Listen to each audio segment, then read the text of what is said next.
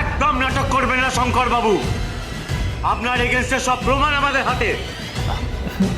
বিশ্বাস করুন, আমি সত্যি কিছু জানি না।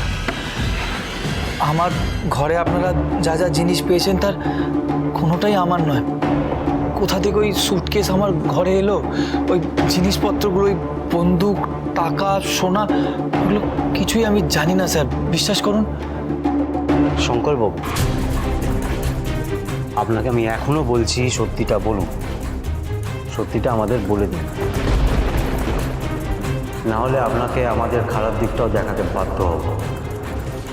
স্যার আমি সত্যি কথাই বলছি স্যার, বিশ্বাস করুন, আমি সত্যি বলছি, আমি কোনো মিথ্যে কথা বলছি না স্যার।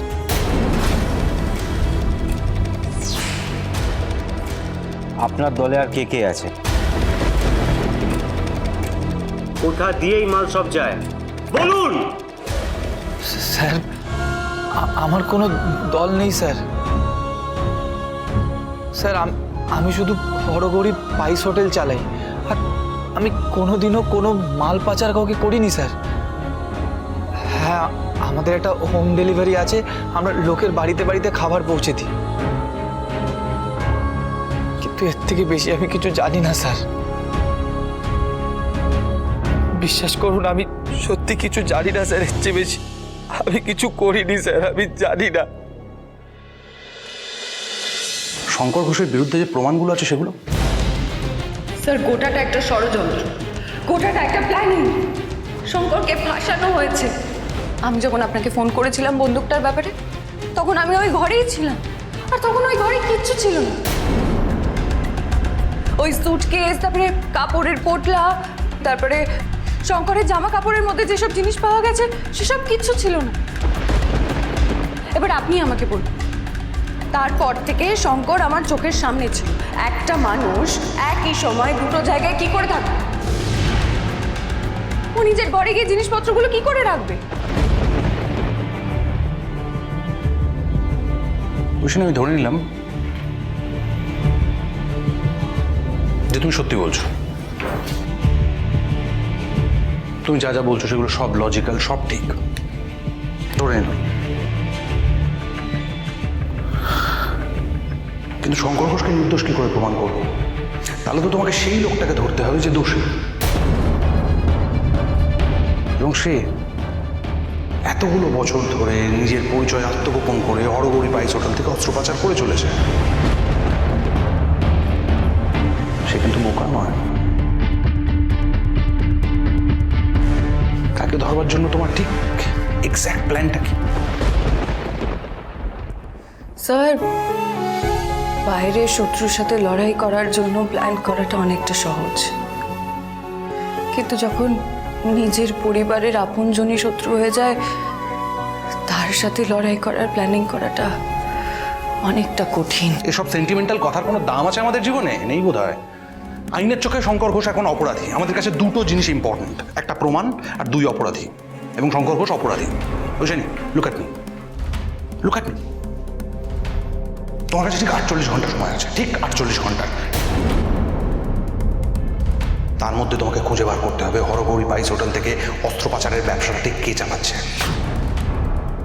এই হরগৌরী পাইস হোটেল থেকে যে অস্ত্র পাচার হচ্ছে দিনের পর দিন, তার মাথাটা কে হরগৌরী পাইস হোটেলে বসে আমাদের দেশের বিরুদ্ধে ষড়যন্ত্র করছে, সেটা তোমায় খুঁজে বার করতে হবে। আর তার জন্য সময় ঠিক 48 ঘন্টা। আর যদি 48 ঘন্টার মধ্যে তুমি অপরাধীকে খুঁজে বার করতে না পারো, খুঁজে বার করতে পারলে শঙ্কর ঘোষ নির্দোষ প্রমাণিত হবে, আর না হলে আশা করি বুঝতে পেরেছো।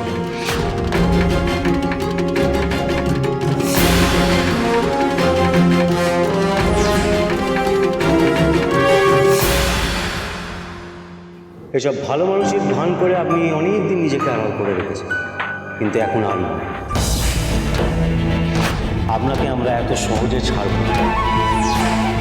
আচ্ছা স্যার, আমি যদি জানতামই যে আমার ঘরে ওই জিনিসগুলো লুকোনো আছে, তাহলে আমি আপনাদের বাধা দিতাম না,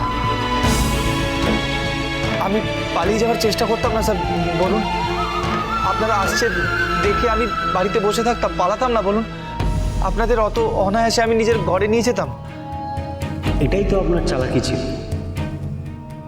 ঘরে নিয়ে গিয়ে ভালো মানুষের মতন বলবেন যেগুলো কোথা থেকে এলো, কোথায় ছিল, আমি তো জানি না। না না স্যার, আমি সত্যি কথা বলছি, আমি কিচ্ছু জানি না স্যার। আসলে সেদিন রাতে মায়ের শরীর খারাপ হওয়াতে আমি ওষুধ আনতে গেছিলাম। তারপরে আলমারি খুলে দেখলাম যে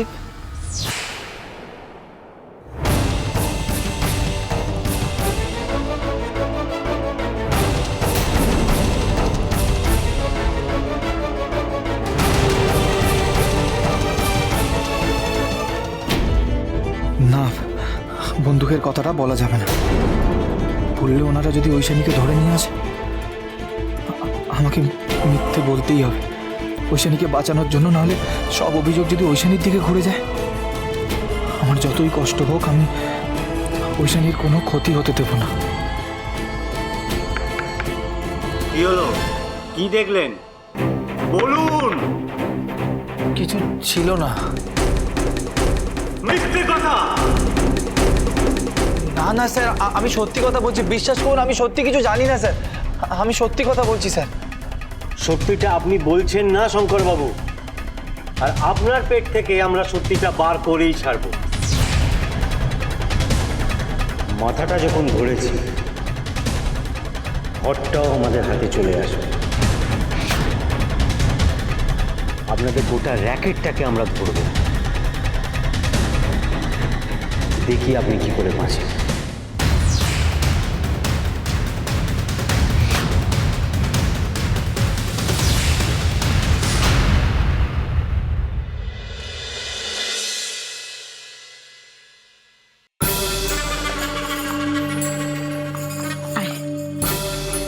এই যে তুমি পুলিকে খুঁজছিলে না, ওকে নিয়ে আসলাম।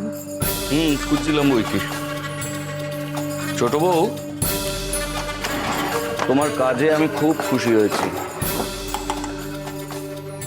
তাই তোমার জন্য একটা সামান্য উপহার। তবে এটা শুধু উপহার না, এটা একটা মন্ত্রপুত হার, ভাস্করের রক্ষা কবচ। এই হারটা তুমি গলা থেকে কখনো খুলবে না। পড়ব, ওকে পড়িয়ে দাও।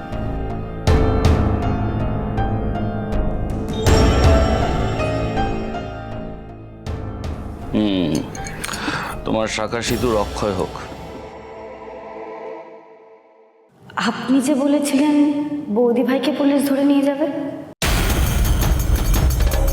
কই তা তো হলো না।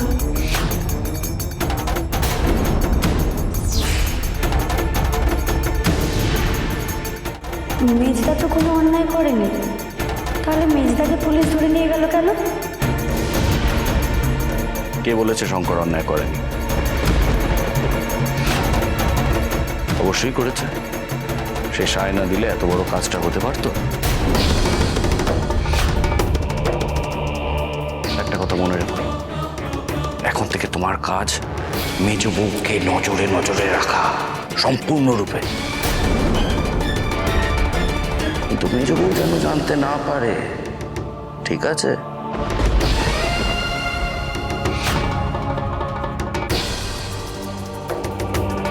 ও পারবে, ওর উপরে একটু ভরসা রাখো, পুলি ঠিক পারবে।